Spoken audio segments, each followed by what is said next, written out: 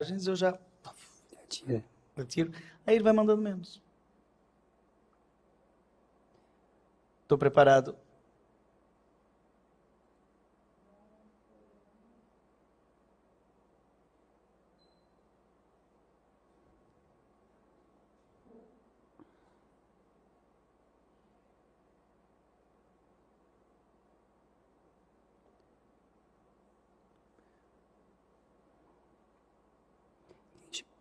Quem te mandou um abraço?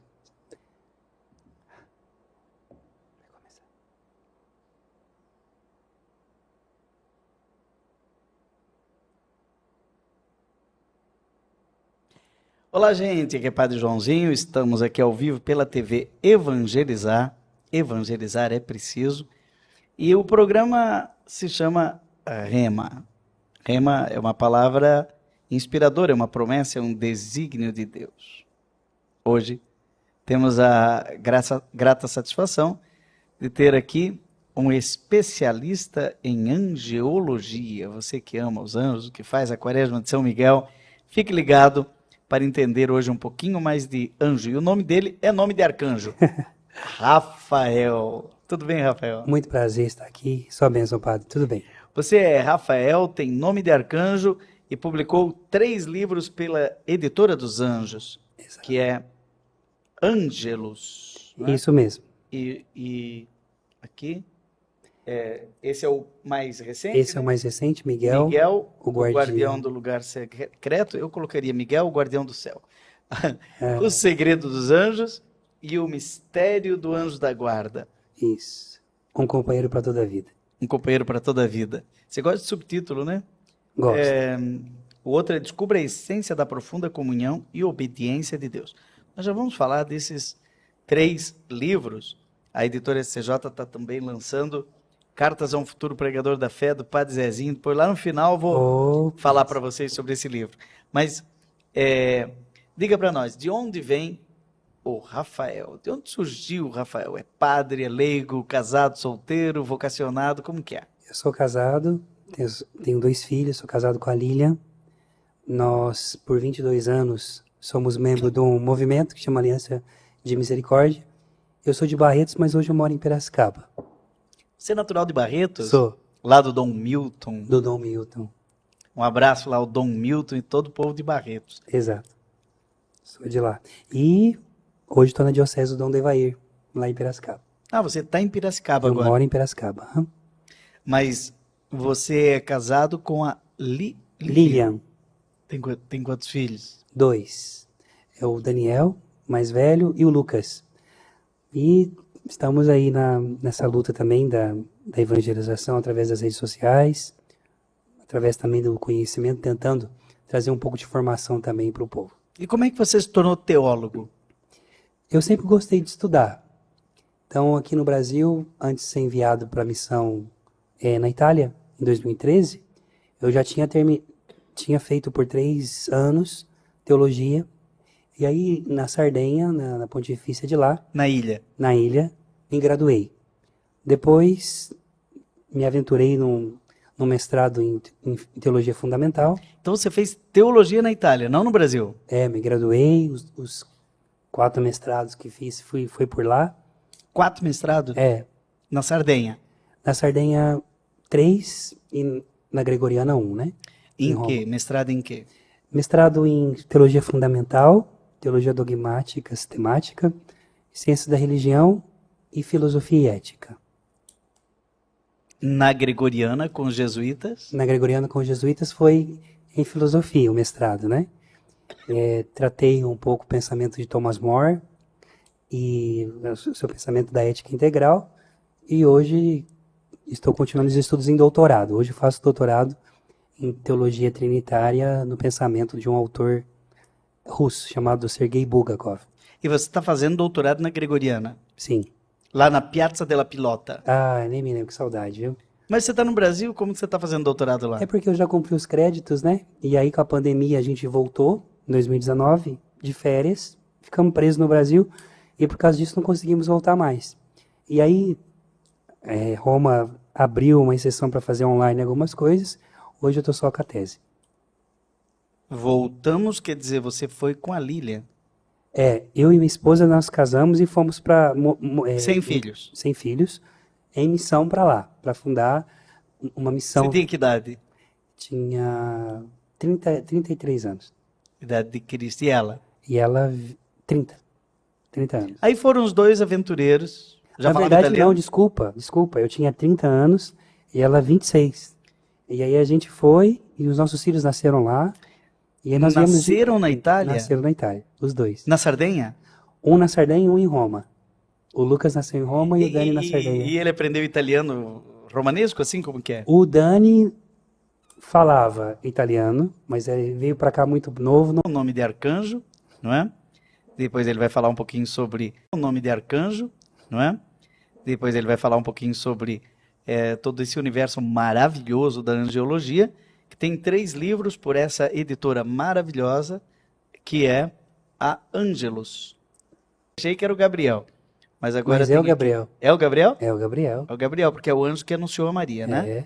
Então temos aqui o mais recente, não é o último, porque Miguel, o guardião do lugar secreto, é o último. Depois, o mistério do anjo Segredo- da guarda. esse é o primeiro, O segundo. esse é o segundo, então vamos colocar em ordem aqui. Isso. E o primeiro é o segredo dos anjos. Ok, então vamos conhecer um pouco primeiro a vida que não é nada normal, né? É uma vida bem diferente, Aliança de Misericórdia.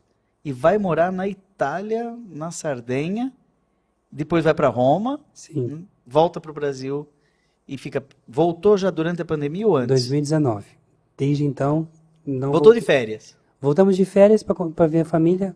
Pronto, Não não deu pôde pra voltar voltar. mais. E ficamos aqui. Foi um tempo estranho, né? Foi.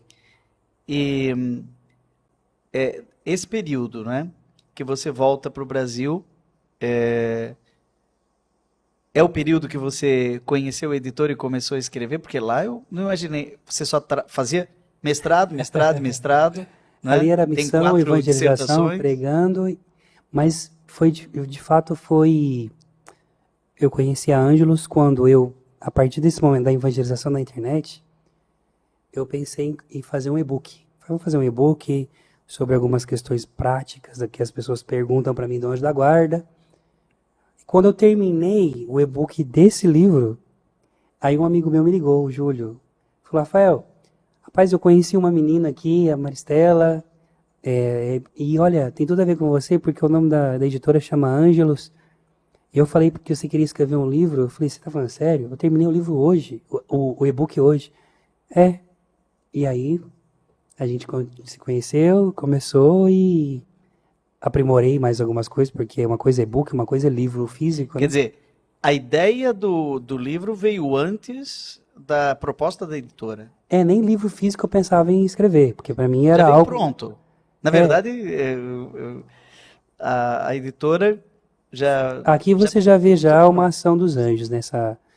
Porque nada é por acaso, né? No mesmo dia que eu terminei de manhã, chega essa notícia à noite. Olha, tem que te colocar em... Bom, esse primeiro livro aqui, ele tem como foco um ensinamento mais teológico, catequético, de uma visão geral de quem são os anjos.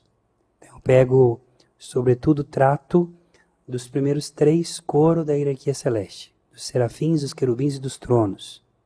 Mas também dialogo com a teologia da comunhão dos santos, com a eclesiologia, vamos colocar assim. Onde os santos anjos, eles estão profundamente ligados à nossa realidade humana, familiar. E eu os encontro de verdade na liturgia, na Sagrada Escritura, na comunhão da igreja. Anjo é um mito ou é uma realidade? Ele existe, é uma criatura? O que a igreja pensa a esse respeito? Porque tem gente que diz assim, não, anjo é uma fantasia, é um romance, é um adereço da fé, lá em Ouro. Eu posso, pela própria doutrina da igreja, pela própria realidade da comunhão dos santos, entrar num relacionamento profundo, real com ele. Não é abstrato. Então os anjos são criaturas. Deus criou antes ou depois do ser? No nosso próprio profissão de fé. né? No Credo Niceno-Constantinopolitano diz: creio em Deus Pai Todo-Poderoso, Criador do céu e da terra, de todas as coisas visíveis e invisíveis. Ah, é verdade. Essas coisas invisíveis seriam os anjos. A realidade invisível, tem as coisas invisíveis também, mas a realidade invisível desse mundo, existe um ser, seres dotados de razão, de intelecto, de vontade, de liberdade, que são os anjos. Que não moram na Terra. Que não moram na Terra, moram no reino, vivem na realidade do mundo espiritual, a dimensão espiritual. Outro dia uma pessoa falou uma tremenda de uma bobagem, disse assim para mim: eu quero ver o que vai acontecer com a teologia de vocês, católicos, cristãos, quando aparecerem os extraterrestres. Não vai mudar nada para nós. A nossa teologia tem gente para fora da Terra, pra caramba, tem criaturas que são os anjos, né? Pois é. Olha, gente, entenda bem o que eu vou falar. A criatividade de Deus não se resume na Terra. Seria, podemos dizer assim, uma inocência muito grande achar que nós somos os únicos, a única Coca-Cola do deserto. Uma vez perguntaram isso, se não me engano foi para Bento XVI, o que aconteceria se aparecesse um extraterrestre. Nós nunca colocamos essa dúvida porque ainda não é um problema para nós, a nossa fé. Porém, a própria igreja, a própria revelação, a própria realidade já daria a sua resposta. Mas hoje não é um grande problema que nós temos com isso.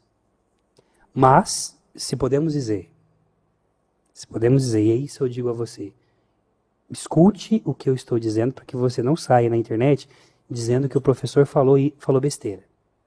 Se realmente existe os anjos, como diz Tomás de Aquino, que cuidam de planetas, que cuidam das ordens de Deus, das estrelas, da criação, porque são colocados para ordenar também a criação. E esses anjos que vêm do mundo espiritual, espíritos e entram na nossa realidade, que não são desse mundo, são o quê? A palavra extraterrestre é que não está aqui. Não significa simplesmente um ser que vem numa nave espacial, né?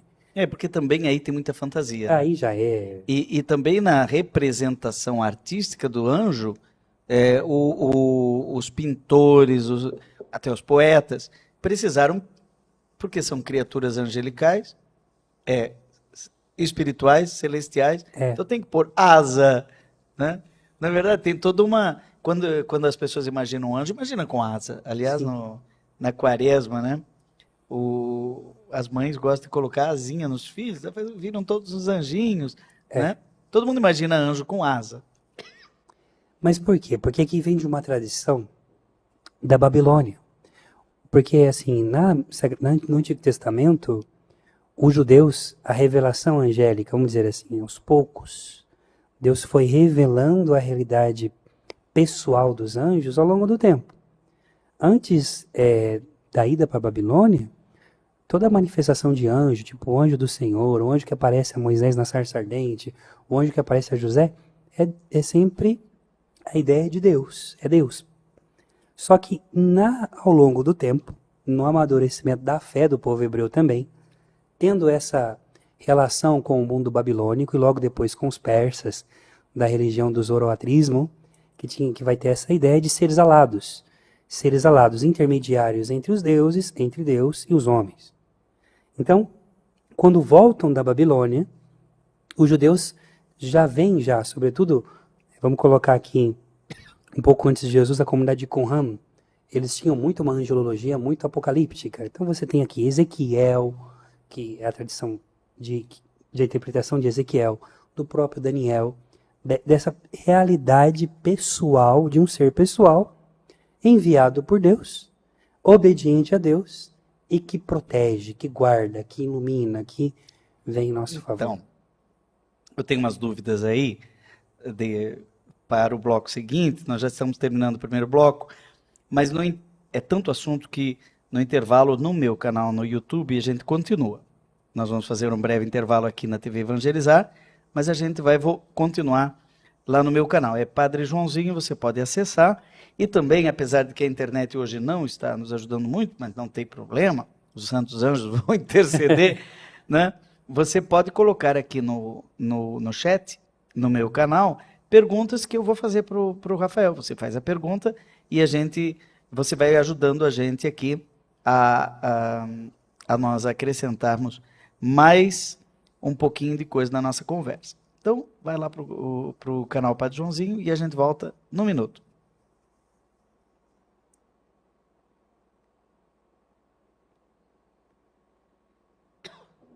O senhor quer uma bala? Não, obrigado. Ei, Mar. Tudo bem? Tá viva? E correndo, bichinha. Olha, a Cidinha está dizendo aqui assim, ó, Cidinha Ibrahim. Nós, mães, adoramos vestir nossas filhas de anjo para coroar Nossa Senhora no mês de maio. Aí a Márcia pergunta assim, ó, existe imagem de São Miguel que não esteja vestido de guerreiro? Sim, aqui, ó. Deixa eu mostrar. Ah, tem sim, Márcia.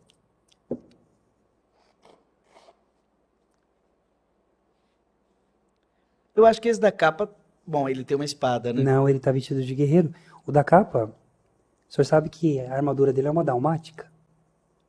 Olha, então é um anjo diácono. É, servo.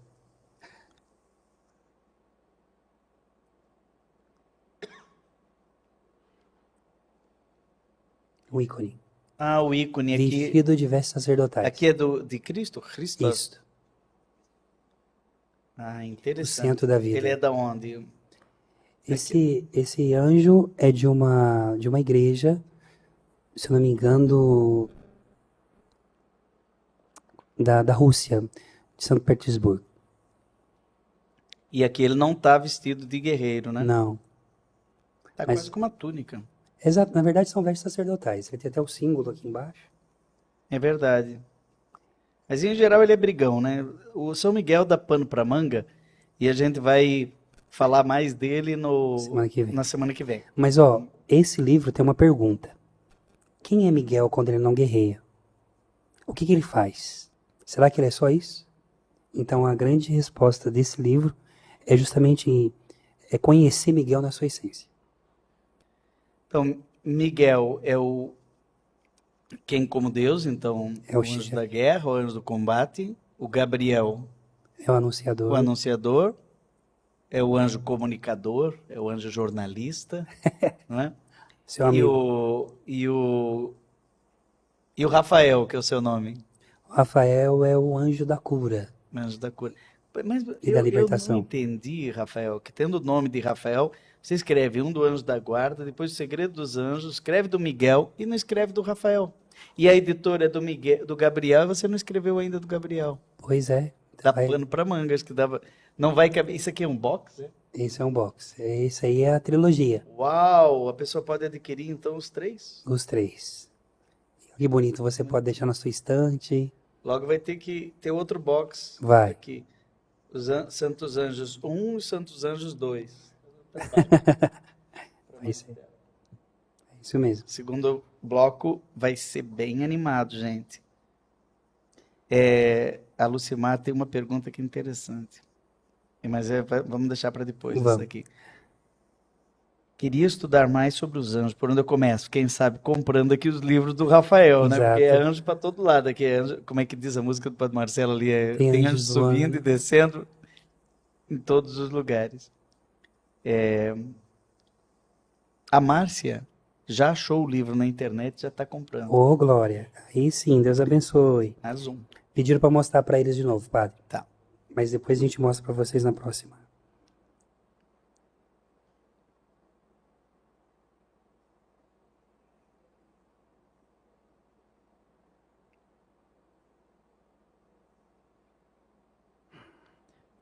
Olá, gente, voltamos. Estamos também, além da TV Evangelizar aqui em rede nacional, estamos no canal Padre Joãozinho e em vários outros canais. Entrevistando hoje, ele tem nome de arcanjo, é Rafael Brito, da Aliança de Misericórdia, casado com a Lili, pai do Daniel E do Lucas. e do Lucas. E autor desse livro, O Segredo dos Anjos, pela editora Ângelos, tudo a ver. Depois, O Mistério do Anjo da Guarda, a gente já vai falar dele, não é? E vamos precisar um programa inteiro para falar do Miguel. Ele volta, né, a falar sobre este guardião do lugar secreto. Lá no canal Padre Joãozinho, no YouTube, você pode também fazer a sua pergunta. Alguém pergunta aqui, o Rafael, é a Lucimar Antunes. Eu queria estudar e saber mais sobre os anjos. Por onde que eu começo? Dos meus livros, eu te indico começar pelo Anjo da Guarda. Ah, é? Pelo segundo? Pelo segundo. Por quê? Porque a partir do momento que você entender quem é o teu anjo da guarda, aí você vai entender quem são os anjos e Miguel. Então, eu já estou percebendo aqui que existe uma hierarquia dos anjos. Você diz que os anjos são criaturas, foram criados por Deus, não são pura mitologia, não é? Existe uma hierarquia. Mas antes de falar da hierarquia, você falou no bloco passado uma coisa ali de absorver a cultura da Babilônia, e que antes desse exílio na Babilônia, né, havia uma ideia de que o anjo é uma expressão do próprio Deus. Por exemplo, o anjo de Javé. O anjo de Javé é o anjo que lutou com Jacó, por exemplo, né? Porque o anjo abençoa Jacó e muda o nome dele. Então, tem essa linha, que é uma linha rabínica, que dizia isso. Porque um exegeta me disse assim, não, anjo não existe. Na verdade, na Bíblia, o anjo é um recurso literário por causa da transcendência de Javé. Então, Deus é totalmente transcendente, e para estar na história, ele precisa de recursos literários. Por exemplo, a sarça ardente, as tábuas da lei, o anjo de Javé. Pois é, mas aí esse anjo de Javé vai ter-se a ideia, porque a fé amadurece ao longo do tempo, né? A nossa própria tradição foi amadurecendo a partir também de experiências concretas na luz sempre da Sagrada Escritura e daquilo que a igreja ia vivendo ao tempo. Então também o judaísmo entendeu isso. Pós-exílico. Pós-exílico. Então você vai ter, por exemplo, todas as literaturas apocalípticas, Daniel, Ezequiel, Malaquias, Zacarias, vai trazer essa realidade de anjos pessoais, intercessores, intercedem por Deus. Mas como que eu sei que isso não foi uma carga que se trouxe da cultura babilônica, por exemplo? Porque nós acreditamos, enquanto católicos, né, que o verbo de Deus, ele deixou sementes de verdade na criação. Entendi. E ao mesmo tempo, em todas as culturas, em todos os mitos, vamos colocar assim, das grandes religiões, nós encontramos também luzes que indicam a verdade, que é Cristo. Ou seja, a semente do verbo já estava na cultura babilônica, frutificou sob a forma de algumas figuras angelicais, sim, até de asa. Por que asa? Essa ideia, por que anjo tem asas? Sempre perguntam isso. As asas do anjo é uma representação antropofórmica, vamos colocar assim, de que ele tem a capacidade de estar acima das realidades que nós estamos. Por exemplo, o anjo, que é espírito puro, ele não está ligado ao tempo e espaço. E o conceito de espaço e tempo, nós estamos aqui nessa sala, você que está nos acompanhando aí também sabe que você está aí, você não consegue enxergar agora o que está acontecendo na rua, no bairro, no país inteiro, no estado onde nós estamos. O anjo não. O anjo, ele não está ligado ao espaço que nós estamos aqui, ou ao tempo. Ele tem uma visão ampla, porque ele vem da realidade da eternidade. Então as asas do anjo não são asas, por exemplo, asa de galinha, vou brincar falando. São asas de águia. A representação das asas dos anjos é a asa de águia, porque a águia é como eu posso dizer, esse ser entre as aves que voa mais alto e tem a capacidade de enxergar as mínimas coisas lá embaixo. O que significa isso? Que o teu anjo da guarda, que os anjos possuem a visão de Deus, uma visão mais ampla.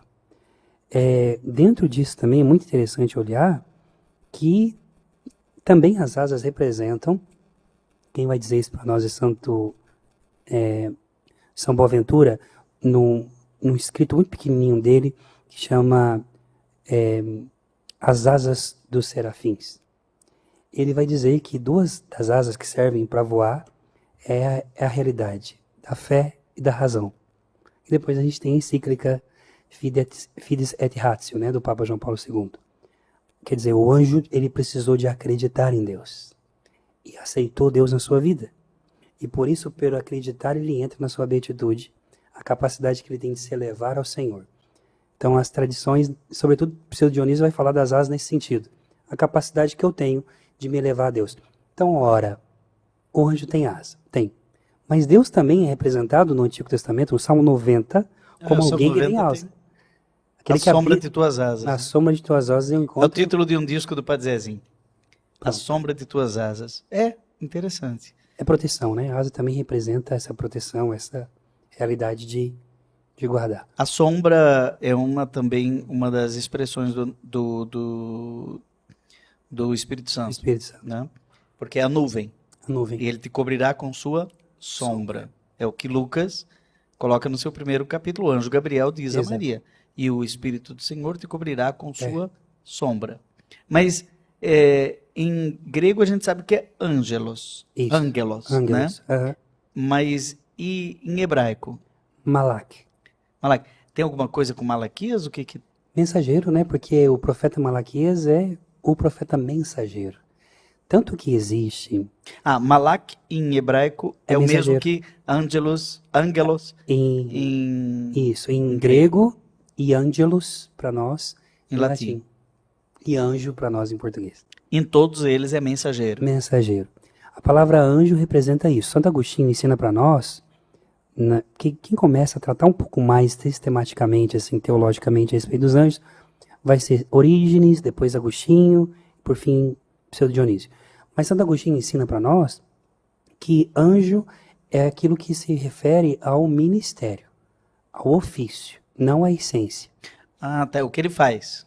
Então, por exemplo, vamos colocar aqui, o Padre Joãozinho é sacerdote, eu sou casado, eu trabalho como professor, o senhor como comunicador, professor... São funções. Funções. Porém, qual que é a essência nossa? Nós somos seres humanos.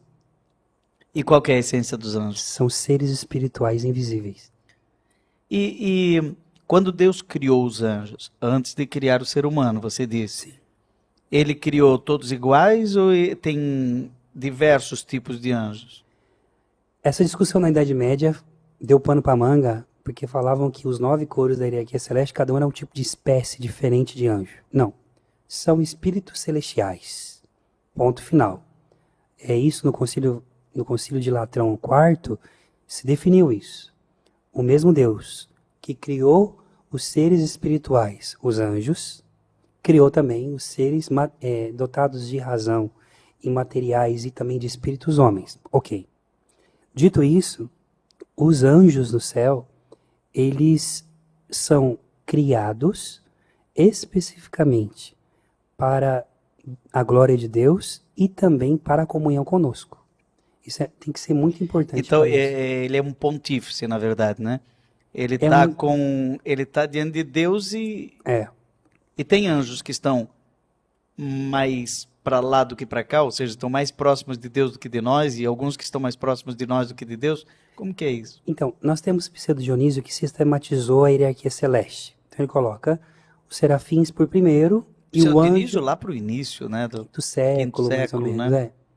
Dionísio Areopagita. Dionísio Areopagita. Só que tem um problema na hierarquização que ele faz. Porque ele coloca em forma mesmo hierárquica, como uma escada, pegando a ideia da escada de Jacó.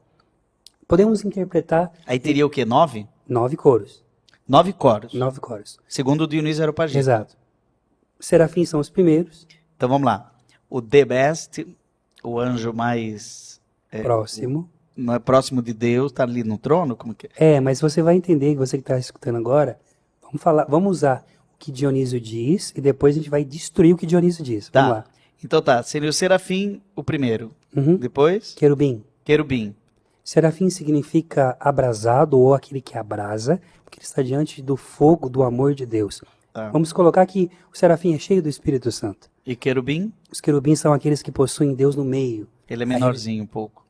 Não, não. Não? O querubim, a palavra queruf, significa propiciador, abençoador. E Dionísio chama eles de teólogos de Deus. Porque são aqueles que têm o conhecimento direto do Senhor. Gente, tudo que isso aqui, ensina. Dionísio Areopagita, um autor que escreve teologia mística, escreve também um outro livro sobre os anjos, Hierarquia né? celeste. Hierarquia Celeste.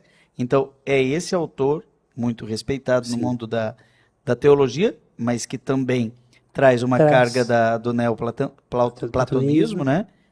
É um autor que nós não sabemos quem é, Sim. mas que foi apelidado de Pseudo-Dionísio.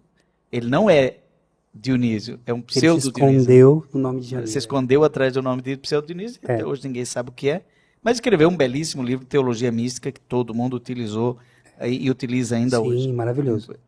Então tem o serafim, Querubim, o querubim, os tronos. e os tronos é o terceiro. Os tronoi em grego, ou os ofanins em hebraico, que são os anjos, são esses seres celestiais. Vamos sempre usar seres celestiais para não confundir. Esses seres celestiais que estão servindo o trono de Deus, diante do trono, mas São Tomás de Aquino, quando fala deles, diz assim que os santos tronos são a perfeita adoração. Eles carregam a perfeita adoração por quê? Se os serafins estão diante, os querubins têm Deus ao meio. Lembra da Arca da Aliança da Shekinah que descia ao meio? Que tem Exato, essa é a ideia. o serafim, Os querubins. os querubins. Porque são na tampa do propiciatório, que são propícios, que são abençoadores. E a Shekinah de Deus descia no meio. Agora e Jesus, interessante, Jesus quando ele está em Emaús, quando ele parte o pão, os discípulos falam, não ardia o nosso coração quando ele falava conosco? Jesus está no meio deles, né? Então, essa é a realidade. Tanto que na liturgia, padre, para o mundo oriental, nós que somos a Assembleia, porque a Eucaristia ela é um evento do futuro, no presente, daquilo que nós vamos viver eternamente. É Cristo se dando através das mãos do sacerdote para nós, em comunhão conosco. Então, o sacerdote ali, ele traz o Cordeiro de Deus, que é da Jerusalém Tudo Celeste. isso você explica nesses Tudo livros. aqui. E nós vamos ter algo realidade. No Segredo dos Anjos. No Segredo dos Anjos. A Assembleia, que é o querubicon. Nós somos a representação dos querubins diante de Deus, que carrega Deus no meio de nós. Tem na liturgia, fazendo aqui um parênteses litúrgico, né? O assunto é interminável, falando de anjo. E olha que nem falamos ainda do demônio, hein? Né? Deixa ele para lá. É mais Mas importante. que é um anjo decaído. Sim. Né? Mas há um momento na liturgia em que os anjos ocupam um lugar maravilhoso, que é no santo. Eu tenho, na minha vida de padre, sou padre há 30 anos, né? Eu tenho desenvolvido uma certa devoção litúrgica aos anjos. Sim. Não é? Porque a liturgia, naquele momento, ela convida os anjos e às vezes até os querubins, os serafins, para cantar a uma só voz. E aí, quando se canta o santo, nós podemos imaginar que é um coro celeste e terrestre, né? O céu e a terra a uma só voz, diz a liturgia, não estou inventando, está lá no missal, não é? O céu e a terra cantam, e aí o céu e a terra param. E aí, num silêncio total, entra na consagração. Exato, porque em Apocalipse fala desse silêncio. Apocalipse capítulo 5, se eu não me engano, que depois que acontece toda a adoração, o louvor, o cântico, se ouve um silêncio no céu, porque o Cordeiro abre o selo, o último selo. Se nós levássemos a sério a hora do santo, santo, santo, Senhor, Deus do universo, céu e a terra proclamam a vossa glória, hosana nas alturas. Se nós levássemos a sério isso, seria impossível não celebrar a missa com piedade, né? Mesmo que seja uma missa com 4 pessoas, o sacerdote mais 3, né? Eu imagino toda a milícia celeste, todos os anjos, as pessoas que estão ali naquele momento. Quem já está no paraíso. Quem já está no paraíso. Quem está no purgatório. Meu pai está naquele momento, meu pai já falecido, né? Está naquele momento, ou seja, é um momento de uma comunhão espiritual fantástica, né? Nossa, o tempo passando, o Rafael, a gente começa a falar dos anjos, que às vezes são considerados até, em alguns ambientes teológicos, como, isso é bobagem, não tem... Não, tem uma profundidade teológico-literária por trás da figura dos anjos que não dá para negar. Nós estamos aqui entrevistando o Rafael, tem nome de arcanjo, não é? e o programa, ó, tá indo, Boa. né? Mas você pode ir lá no canal Padre Joãozinho no YouTube, que a gente continua conversando por lá. Aqui na TV Evangelizar, nós vamos fazer um breve intervalo e voltamos para o último bloco, conversando com o Rafael sobre o mistério do anjo da guarda. Aguarde que a gente volta já.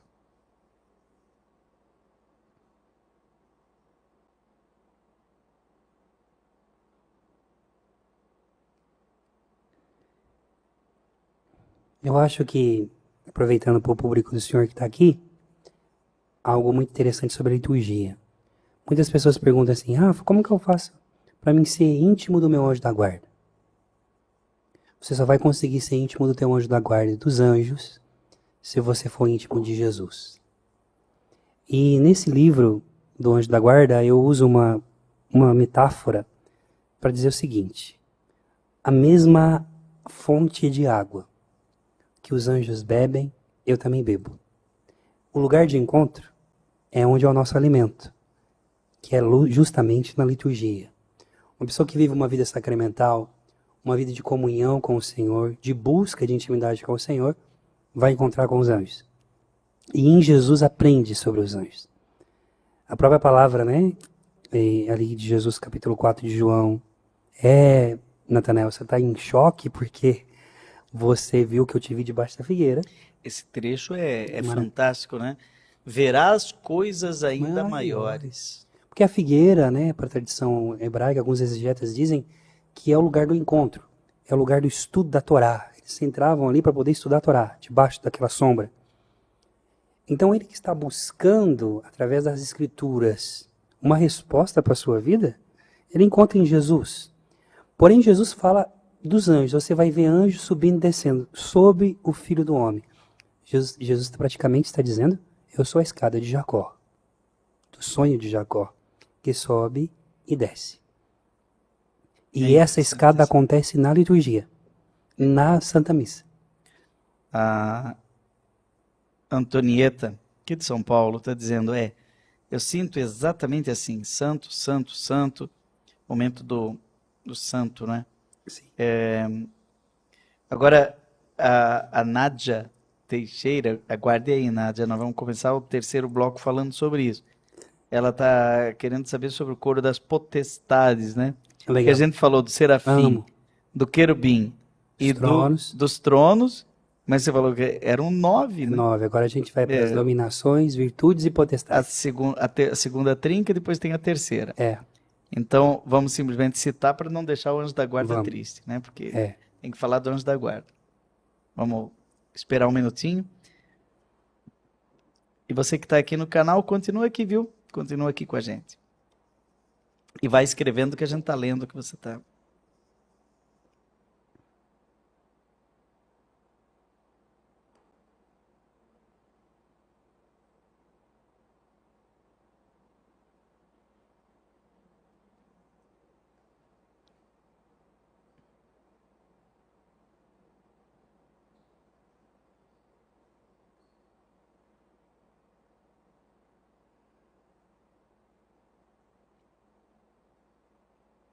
O tema de hoje aqui no programa Rema, pela TV Evangelizar, é maravilhoso. Não há quem não tenha uma simpatia, um encanto por essas figuras angelicais. Conhecemos muito bem os arcanjos. Inclusive, estamos nesse período da Quaresma de São Miguel. Mas também conhecemos Gabriel e também conhecemos Miguel. Mas no bloco passado, Rafael, você falava que os 3 primeiros, o mais próximo é o serafim, depois vem os querubins e os tronos, mas ainda faltam 6 para 9. Exato. Então, como é que continua essa hierarquia? Os 3 primeiros são aqueles que estão diante do trono de Deus e o servem. Okay. Depois você tem os intermediários, os governadores. Como é que seria? Os santos anjos das dominações. Dominações. As santas virtudes. Virtudes. E as potestades. Então são categorias de anjos que são ministérios diferentes. Ministérios diferentes que... Exato. As dominações, os santos anjos das dominações, os chamados Quiriotes, vem de Quírios, vem de Senhor, são anjos governantes entre os santos anjos, porque existe essa sociedade. Isso tudo em Dionísio Areopagita. Dionísio Areopagita, São Tomás de Aquino, em toda a tradição. Agora, você depois tem as santas virtudes, que são os anjos poderosos. As virtudes são anjos que são seres celestiais que nos ajudam na nossa busca pela vida virtuosa. Por exemplo, São Gregório Magno diz que aqueles que conseguem se autodominar, ter o autodomínio, participam do coro das dominações. Aqueles que conseguem ter uma vida virtuosa, de equilíbrio na vida, vive a realidade das santas virtudes. As santas virtudes são anjos também que realizam milagres.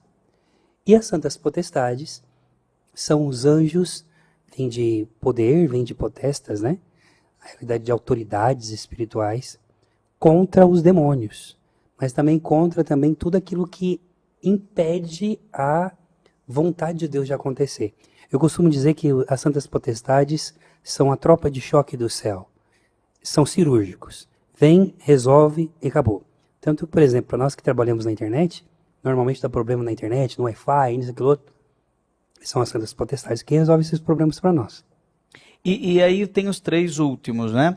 Falamos já de serafim, querubim, tronos, dominações, virtudes e potestades. Principados, arcanjos e anjos. Então, o que são esses tais de principados aqui? Os principados são os arcais, são os príncipes, anjos responsáveis de nações, países, instituições, dioceses.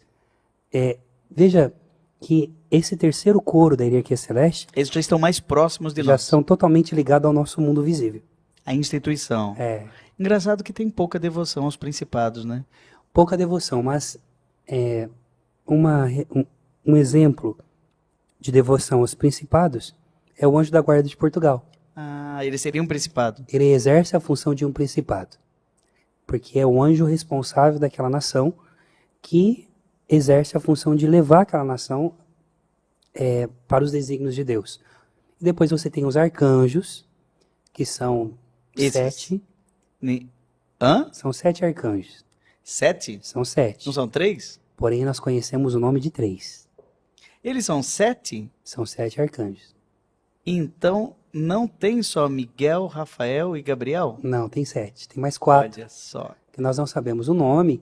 No passado, por causa de uma tradição da Kabbalah, meio esotérica, colocaram o nome de 4 a mais. Hoje não se faz mais isso, porque tem um problema aí teológico e a igreja também é mãe, não quer deixar a gente entrar em lugares que não estão revelados. Que não é necessidade. Não é necessidade. Mas são 7. O nome dos 3 já está suficiente. Né? E esses 7 são aqueles que são chamados de lâmpadas de Deus, que queimam na presença de Deus. O arcanjo São Rafael, quando se revela a Tobias, no capítulo 12 de Tobias, no livro de Tobias, ele diz assim: eu sou Rafael, um dos 7 que assiste diante da face de Deus e o adora dia e noite. Então, também dentro nesses 7 arcanjos, existe uma hierarquia. E arcanjo vem da palavra arcai, que significa príncipe. Mas não príncipe só de anjo enquanto ministro, mas de todos os seres celestiais. Então, se você perguntar, Rafael, quem que é o anjo maior? É Miguel. O segundo, Gabriel. O terceiro, Rafael. Você está em terceiro lugar. O Rafael. E o anjo da guarda? O anjo da guarda é faz parte do 9º coro. Quer dizer, é o mais próximo de nós. É o próximo. O serafim é o mais próximo de Deus. E o anjo da guarda é o mais próximo de nós. Só que, beleza, lembra que eu dizia sobre Dionísio que fez essa hierarquização? Isso. Só que Jesus destrói isso. Por quê? Porque o verbo se encarna e se torna homem. E aí? A partir do momento que Deus se torna homem e cria o homem à sua imagem e semelhança, o serafim que Isaías diz que cobre o rosto para não ver a glória de Deus, é uma metáfora para dizer da grandeza, do fogo, né? Você quando você olha muito para o sol, por exemplo, você cobre o rosto. Essa é a ideia. Tá bom que você está próximo, mas quanto mais próximo é perigoso você ficar cego, então se cobre. Mas eu sempre uso essa metáfora, sabe, padre? O serafim que está lá em cima no topo, quando ele fecha as asas para não olhar para a face de Deus, ele olha para baixo. E ele encontra lá embaixo o último dos últimos da criatura, que é o Padre Joãozinho. E quando olha para a essência do Padre Joãozinho, vê a imagem e semelhança de Deus, ao qual o Máximo Confessor diz que nós somos reflexo dessa glória, reflexo do rosto de Deus. Então ele canta Santo, Santo, Santo a Deus, mas contemplando Deus também dentro do homem. Entendi. E aí Jesus Porque desce. ele não decaiu. Não, Porque a queda dos anjos seria justamente não querer fazer adoração Não. ao ser humano. Não querer. No caso, o Verbo encarnado Exatamente. em Jesus Cristo. Exato. E aqui, nessa realidade, o anjo da guarda, que é, muitas vezes disseram, o anjo da guarda é o menor entre os anjos, é o mais pequeno, tudo mais. Peraí. Está aqui, nesse livro aqui. Peraí, você vai descobrir nesse livro, Um companheiro para toda a um vida. companheiro para toda a vida. Deus não ia colocar qualquer um para cuidar de você. Você é especial, você vale o sangue de Jesus. Deus colocou um guerreiro, um vencedor de muitas guerras, porque ele lutou com... o seu anjo da guarda fez parte das fileiras de São Miguel que expulsou Lúcifer e os seus demônios do céu. Isso é muito forte. E aqui, assim, Jesus diz assim para os discípulos, tomem cuidado para vocês não escandalizar essas crianças. Porque os anjos dessas crianças contemplam a face do meu Pai, que está no céu. Então, meu anjo da Não guarda... dá para arriscar a figura do anjo da vida de Jesus. Nem um pouco. Não dá. Em todos os momentos, desde o início ao fim. Do nascimento, à ressurreição, Da à segunda anunciação. vinda. A segunda vinda. E o final, Sempre tem e a os escatologia. Tomás de Aquino diz que o céu, ele é uma sociedade formada de duas realidades. De anjos e de homens. E Gregório Magno usa uma frase bem rápida para falar, né?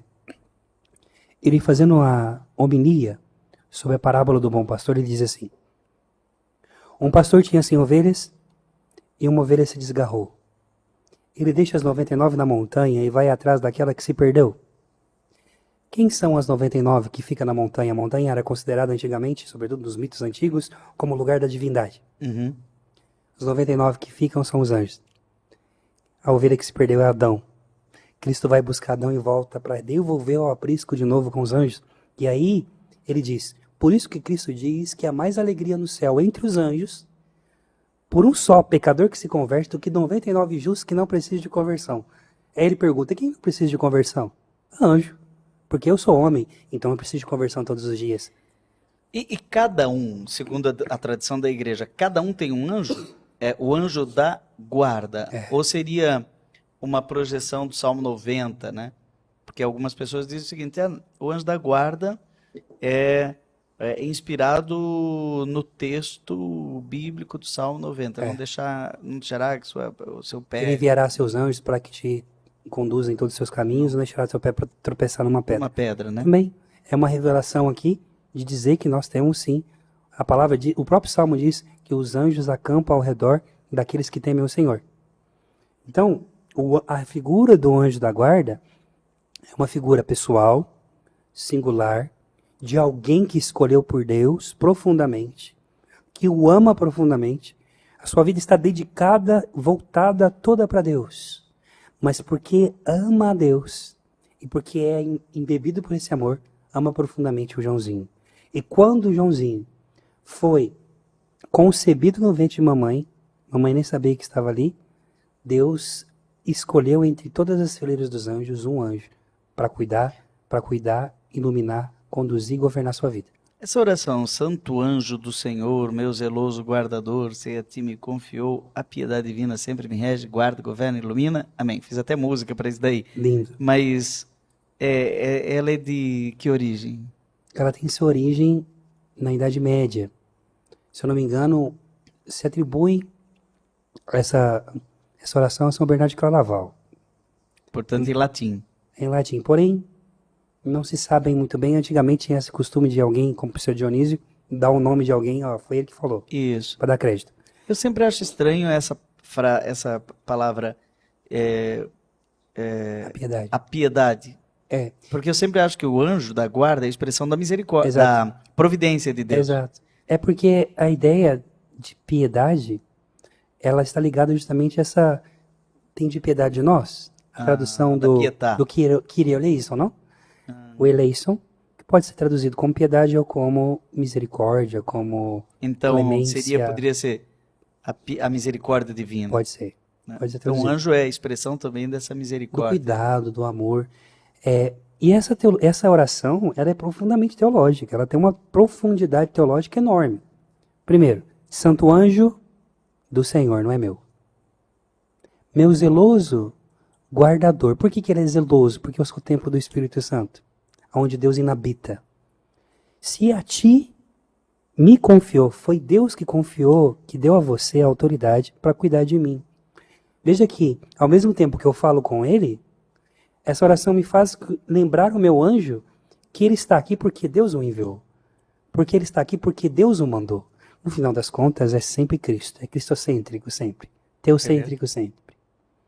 Quanto assunto que nós temos num capítulo que não ocupa boa parte dos currículos da teologia. É uma vergonha. Eu chego no 4º ano de teologia, dando aula de teologia espiritual, e pergunto para os alunos: o que você sabe sobre os anjos?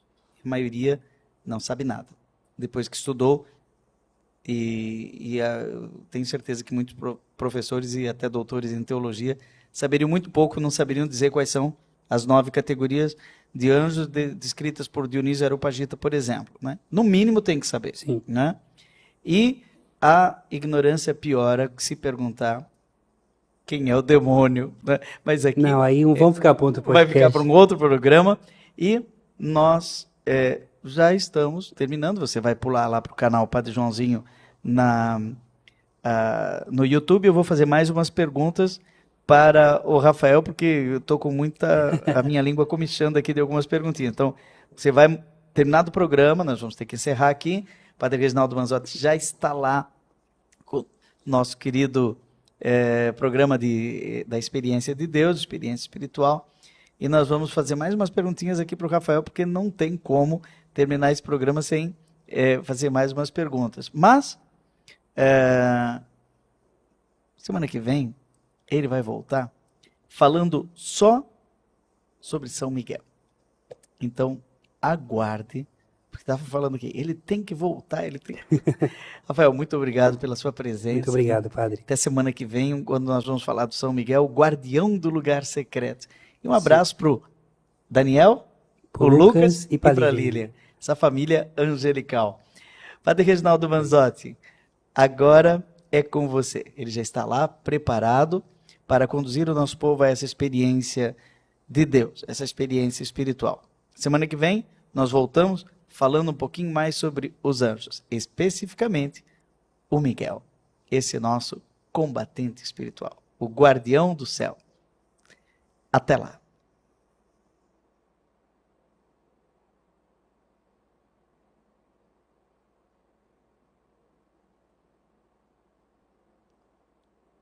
E o pessoal levou a sério, veio aqui para o canal. Ótimo. Né? Muito bom. E querem perguntar para você. Vamos continuando aí. Estão gostando, né? Do programa. A Ângela diz aqui: já senti a presença do meu anjo da guarda 3 vezes. É isso aí. Opa! Então Glória a é Deus. possível sentir a presença do anjo da guarda? Sim, é uma pessoa. Ah, peraí. Não é só uma criatura, é uma pessoa? Qual a diferença? Antes você disse que é uma criatura, tudo bem. Aham. Mas agora você está falando que é uma pessoa. É uma pessoa. Bom, o que torna, vamos entrar um pouco aqui na filosofia e também na teologia, com que nós sejamos pessoas. Nós somos criaturas, como somos animais, né? Diz já Aristóteles. Almas, seres animados. Seres criados. Criados. O que torna a gente ser pessoa? A capacidade do intelecto, a realidade da liberdade, da escolha, da vontade, né? Então, a palavra pessoa do latim vem de uma frase de Boécio, que diz que se chama ipse, opseita. Ipseita significa aquele que vive por si mesmo. Ora, uma pessoa que vive por si mesma é aquela que tem capacidade de transcender os seus sentidos e escolher e decidir. Eu gosto muito daquilo que Aristóteles fala na Metafísica, sobre a diferença do que um cachorro e um ser humano, quando enxerga alguém fazendo assim com uma tocha de fogo. Naquele tempo era um sinal, por exemplo, de guerra, de perigo. Então, se você pegar uma tocha e mostrar isso para um cachorro que é irracional, que não tem razão, ele, pelo instinto, ele sabe que é fogo, porque ele vê luz, porque ele sente calor. Então, não se aproxima. Mas ele não entende o que é isso aqui, ó. Ao mesmo tempo... O símbolo, né? O símbolo. Nós temos a capacidade de ir além das simples circunstâncias, daquilo que a realidade das circunstâncias está apresentando para nós. Conseguimos interpretar, conseguimos direcionar a nossa vida. Ótimo. Entendeu isso? Beleza. Então, o teu anjo da guarda, ele é pessoa enquanto alguém que decide, que escolhe, que tem liberdade, livre-arbítrio e pensa. E tem uma razão. E, portanto, escolheu estar aqui. Uma grande diferença da teologia, vamos colocar teologia católica, em relação à teologia judaica, é que os anjos, para o judaísmo, não possuem liberdade. Não possuem livre-arbítrio. Eles são criados especificamente para alguma coisa. Então, assim, são manipulados, são energias manipuláveis, né? Eu digo para o judaísmo do pós-segundo templo, ligado a Kabbalah. E aí, por isso que entra um grande problema de confusão na internet em relação ao esoterismo. Porque o anjo não é energia, entendida como energia de emanação. Houve uma inflação de anjos esotéricos Sim. há um tempo atrás, que era anjo da cor, o anjo cor-de-rosa, o anjo Exato. vermelho, o anjo azul. Um anjo para cada dia era assim, uma inflação de anjos, né? Porque esse anjo, se você consegue pegar essa energia tal, ultravioleta que traz a cura. Bom, isso é tudo manipulação ligada à realidade de magia, né? A própria ideia de magia é a ideia da manipulação da natureza, das forças da natureza. Hoje a gente reduziu a ideia de magia simplesmente essa questão de poder, desses filmes que a gente assiste, a literatura. Mas não, magia... Tá, da varinha de condão. Mas Harry Potter. Harry Potter. Mas na verdade, magia, nada mais é do que a manipulação dos elementos da natureza. Isso é magia. Seria uma forma de alquimia. Isso. Magia, os bruxos eram alquimistas, podemos dizer assim. Então, ok, beleza. Mas os anjos, não posso manipular os anjos. Tá, porque a magia é um poder humano que manipula o agir de Deus, não é? Que busca fazê-lo, né? Que tenta manipular. Deus, né? E, na verdade, os anjos são servos. São servos ordenados, que escolheram por Deus, que converteram a Deus na criação, que a diferença dos demônios que caíram, decidiram por ele, e ao decidir por Deus, acolheu todo o plano de criação e de salvação. Sabe que tem que tomar um cuidado muito grande, Rafael, na forma com que se aborda o louvor. Uhum. Não é? Uma vez uma pessoa me disse, é claro que eu não recomendei que não usasse essa analogia, que o louvor seria como aquelas bombas que se atira sobre a nuvem. Você já ouviu? Tem um foguete. Sim. Que em alguns lugares onde está muito seco, existe, acho que é de salitre, alguma coisa assim, que você joga uma bomba na nuvem e ela é obrigada a chover. Isso. Né? E que o louvor seria... Deus não conseguiria não chover a bênção sobre nós. E hoje, em algumas igrejas, até pentecostais ou neopentecostais, tem aquele negócio, eu determino, Senhor. O Senhor é obrigado... Isso é heresia total, né, padre? É magia, não é? Magia é você dizer que Deus, ele precisa ter uma música. Não vou dizer o nome para não dar problema aqui pro canal, mas uma música, ela tem uma frase que diz assim: eu quero de volta o que é meu. É falando com Deus. Eu quero que o Senhor restitui, eu quero de volta o que é meu. E diz assim: eu vou chamar a atenção do Senhor, porque eu chamando a atenção do Senhor, ele vai me obedecer. A primeira coisa que eu tenho que entender, que Deus não precisa, a teologia é muito clara em ensinar isso para nós. O senhor me lembre essa parte da anáfora eucarística, eu não lembro completamente agora a oração, mas ela diz assim: Senhor, apesar do Senhor não precisar dos nossos Ainda que louvores, vossos louvores não vos sejam necessários. É lindo isso. é maravilhoso. Mas por que o fazemos? Aí tem a resposta, né? Nós precisamos Nós louvar. precisamos do louvor. Porque o louvor, na verdade, ele é libertador para nós. Nos É. ensina a reconhecer que nós temos alguém. Eu tenho uma experiência com isso, Rafael, que é o louvor, ele é feito no momento em que eu estou na pior, né? Mas eu já creio na libertação, que Deus vai me salvar, Deus vai me tirar dessa, eu já louvo antecipadamente. E aonde isso é maravilhoso é no Salmo 21, né? Quando, assim, meu Deus, por que me abandonaste? Imagina Jesus na cruz, rezando o Salmo 21, com um prego na mão, Sim. né? Pronto para a morte, né? Ele começa a rezar, mas ele não rezou um versículo só. Registro na Bíblia está um versículo, ele rezou o Salmo inteiro. Vai lá no Salmo 21 para ver como termina. Termina assim: um bando de cães me cercam, posso contar todos os meus ossos, minha língua está pegada ao paladar, mas eu sei que um dia eu vou testemunhar na comunidade, que o Senhor me libertou. Sim. Ou seja, começa com reclamação Termina com... e termina com louvor. Então eu imagino a pessoa louvando a Deus com câncer, louvando a Deus com dívida. Uhum. Assim, Senhor, eu estou na pior, eu não estou bem, nesse momento está tudo ruim, mas eu sei que o Senhor pode mais. Quantas pessoas que fazem isso? Que louvam na dor. Jó, que em um determinado momento diz, né? Jó é maravilhoso. Eu sei que o meu Redentor está vivo. É daquela situação que estava vivendo.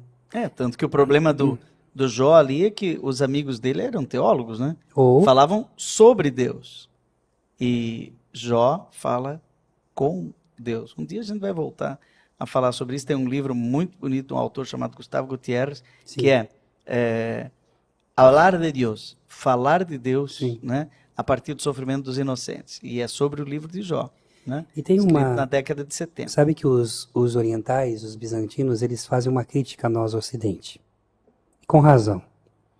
Eles pegam a palavra... Porque quem cunhou a palavra teologia ou teologia foi Gregório de Nazianzo. Uhum. Mas a intenção de São Gregório de Nazianzo ao escrever esse termo, para o Ocidente nós traduzimos, sobretudo por causa também de algumas vertentes que entrou depois aí do método científico e tudo mais, para discursos sobre Deus. Se você perguntar em algumas faculdades o que é a teologia, Um discurso sobre Deus. discurso sobre Deus. Para Gregório de Nazianzo, é palavra com Deus. É comunhão, é diálogo com Deus. Então essa ideia do Walter Casper, Papa Francisco quando fala que nós temos que voltar à teologia de joelhos, na verdade é voltar a Gregório de Nazianzo. A teologia tem que ser uma contemplação intensa. Se você ao estudar o Cristo, se você estudar a doutrina, se você teologizar, e essa teologia não te levar a transcender, você está fazendo especulação teológica. Na verdade, a teologia parte do compromisso. Exato. Do compromisso com Deus, compromisso com a igreja, do compromisso. Ou seja, senão é teodiceia, Exatamente. senão é teoria e não teologia. A gente fica aqui e não vem para a vida. Fica girando em torno de raciocínios e hipóteses, enfim.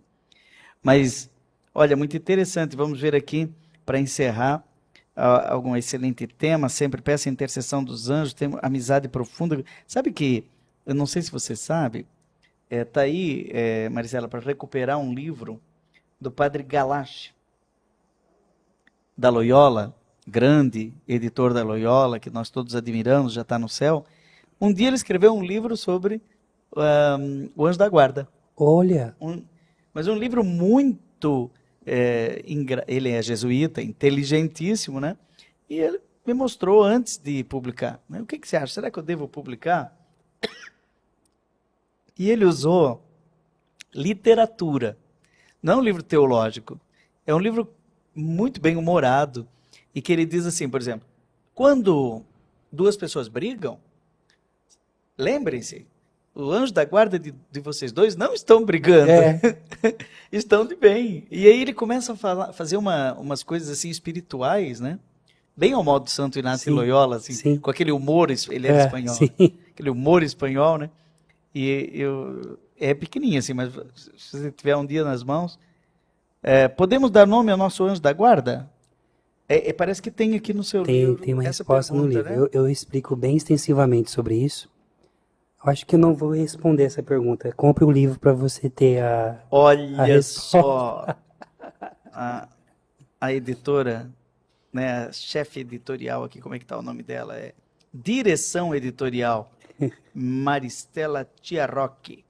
Ela, eu não sei se eu dou o livro do Padre Zezinho, né? Que também acabou de ser lançado, não sei se eu dou para você. Por favor, né? Ou para Maristela. Dá para mim, não, para você, né? É lógico aí. Para você. Então vou. E não fui eu que escrevi, foi o Padre Zezinho, viu? Vou colocar Rafael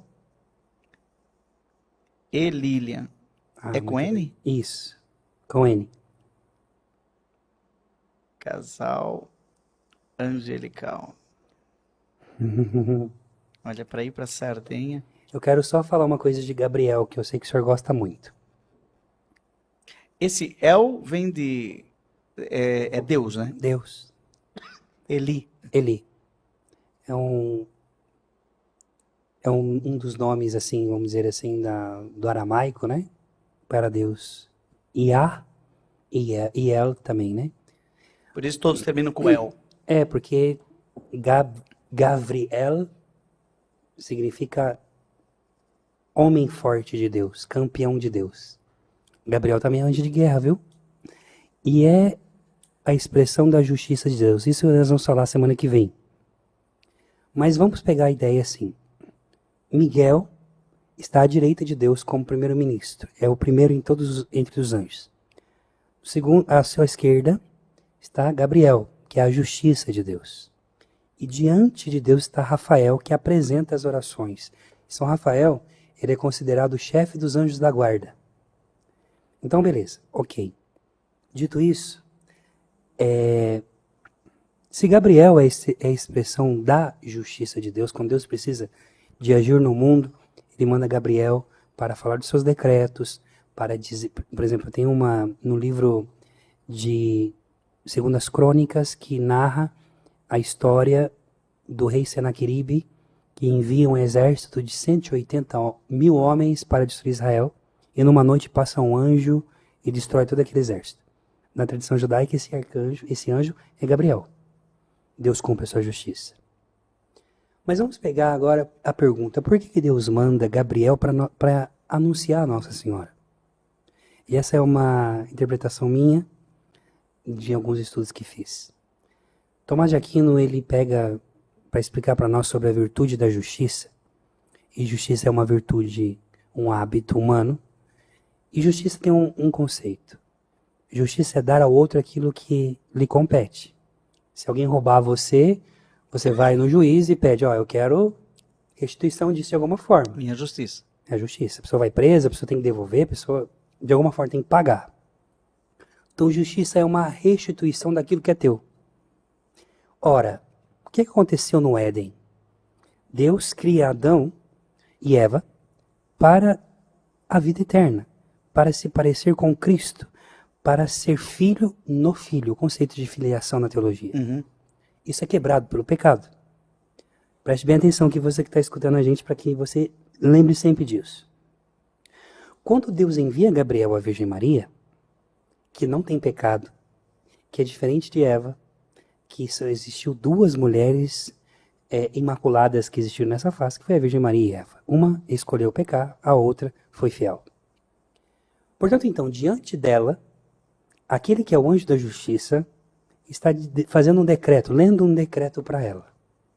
Não temas Maria, porque achaste graça diante de Deus, e eis que conceberás, dar à luz um filho, e ele será o Filho de Deus. Ora, o que Deus, através do anúncio de Gabriel à Virgem Maria, está dizendo à humanidade? Eu, através do meu Filho, em Jesus Cristo, Estou devolvendo aquilo que foi roubado de vocês. Eu estou devolvendo aquilo que foi perdido. O elo decreto. Perdido. É o decreto. Então, Gabriel, ele está... A encarnação do Verbo é, na verdade, no fundo, tem a sua realidade principal. Elevar a gente a Deus, nos tornar filhos de Deus, nos santificar ou divinizar, como diz os orientais, e dar aquilo que foi roubado pelo pecado e também pelos que caíram, pelos anjos que caíram. Deus não fala com Nossa Senhora como falou, por exemplo, com Abraão, como falou com alguns outros patriarcas pessoalmente. Ele envia um anjo. Por quê? Porque a batalha que aconteceu no céu, e agora eu tenho que confessar isso aqui, está vindo essa inspiração para mim nesse momento. A batalha que aconteceu no céu foi por causa da encarnação do Verbo que deveria se encarnar. Nós falamos disso já. E foi entre os anjos. E foi um anjo caído que fez o homem, que induziu o homem ao pecado, e que tenta destruir o tempo inteiro a nossa vida. Então era necessário e justo que um anjo que permaneceu fiel a Deus e que representa essa justiça viesse anunciar a uma criatura menor que ele que o Todo-Poderoso se tornaria filho dela para nos fazer filho de Deus. Na verdade, é curioso a subversão do tempo, né? Porque o Apocalipse está lá no final, em todo sentido, né? E, na verdade, essa questão que você está colocando, coloca Apocalipse antes da criação, antes do Gênesis. Antes do Gênesis, né? Antes do Gênesis. Muito interessante. Quer dizer, o final vai para o início. Mas aí, até, se o senhor pegar, por exemplo, alguns autores, como Bernard Carnaval, ele interpreta, e o próprio Dom Scoto fala isso, que a luta aconteceu justamente no primeiro versículo do Gênesis. No princípio, Deus criou o céu e a terra. A realidade de céu, invisível. É verdade. E aí fala desse vazio, desse caos. E a terra estava informe e vazia. Ora, como Deus vai criar alguma coisa e do nada fica faltando alguma coisa? É justamente nessa escuridão. E ainda tem gente que diz assim, do Big Bang, tá aí, né? Não, mas é muito lindo. Né? Muito interessante. E essa subversão do tempo é tão maravilhosa no dos Scoto, né? Para fundamentar o dogma da Imaculada, né? Por quê? Por que Maria pode ter sido concebida sem pecado original em vista dos méritos do seu filho, que ainda nem tinha nascido? Né? Porque Deus antecipou. Porque Deus antecipou. Aí, depois de todo aquele debate maculistas e imaculistas, né, que durou séculos, ele diz, não, Deus queria, podia e fez. Né? E não está preso ao tempo e espaço. Não está preso ao tempo e espaço. Ou seja, Deus é Senhor do tempo. E da história. Se a gente continuar aqui, vai sair mais um livro do Gabriel aqui. Né? Eu acho que anjo aprende. Sim. Acho que anjo cresce no conhecimento, porque ele tem razão, não é? Tomás diz isso.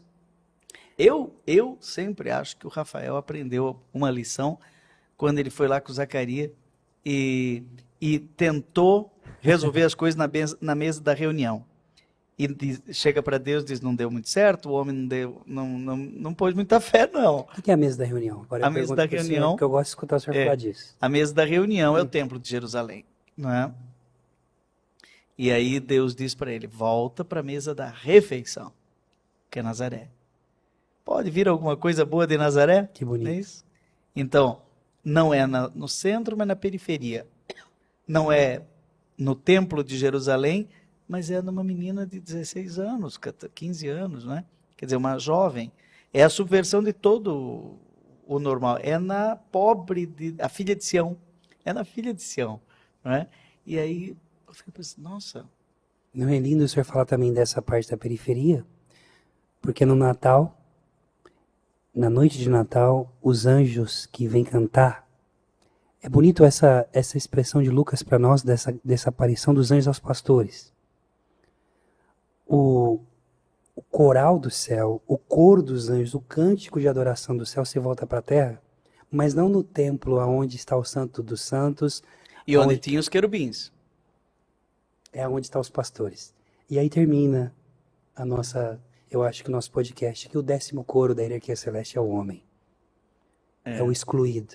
É você que está nessa live, é você que está com as suas lutas aqui, procurando respostas. E queria que hoje, nessa noite, você pudesse entender isso. Hoje à noite, quando você for dormir, quando você estiver sonhando, e o sonho é algo interessante, se a gente parar para pensar, a gente não consegue, quando a gente está dormindo, a gente não tem mais controle de nada da nossa vida, a gente não sabe nem o que está acontecendo. Você tem alguém que guarda você. E vamos usar uma metáfora. Os pés que tocam as escadarias da eternidade, pisam no Santo dos Santos todos os dias, caminham dentro do seu quarto, que é o teu anjo da guarda. E aí pode juntar isso à devoção a São José. Né? Tá com problema? Não tenta resolver hoje. Vai dormir. Não, né? Olha. Porque à noite os anjos continuam trabalhando. Anjo não dorme, Exato. eu acho. Não dorme, não. Não tem na Bíblia em nenhum lugar. Anjo não dorme. Mas não deixará que teus pés vacilem em alguma pedra. E naquela noite, o anjo Gabriel, não foi? Foi. Não temas receber Maria por tua esposa. Levanta Isso vem do céu. e pega o menino. Vai, levanta e pega o menino. Vai. Os sonhos de José, um sonhador, né? E se fizesse uma teologia do sonho, tá aí, ó, para você que é um teólogo que gosta de coisas novas, teologia do sono. Teologia do sono. Desde o sono de Adão, os santos padres falam do Cristo dormindo na cruz. Nasceu a igreja, os sacramentos, seu lado aberto. O Cristo dormindo no sepulcro. Por que Cristo dormindo dorme? no sepulcro. A homilia do Sábado Santo. E os apóstolos dormindo no Tabor e dormindo no Getsemane. E um anjo vinha consolar Jesus ali, né? Também um anjo. Gente, se a gente continuar, quem não vai dormir somos nós. E tanto Exatamente. o Rafael como eu estamos quase sem voz, então deixa o anjo falar aí no seu coração. Deus abençoe a todos, que seu anjo da guarda te guarde nesta noite. Amém.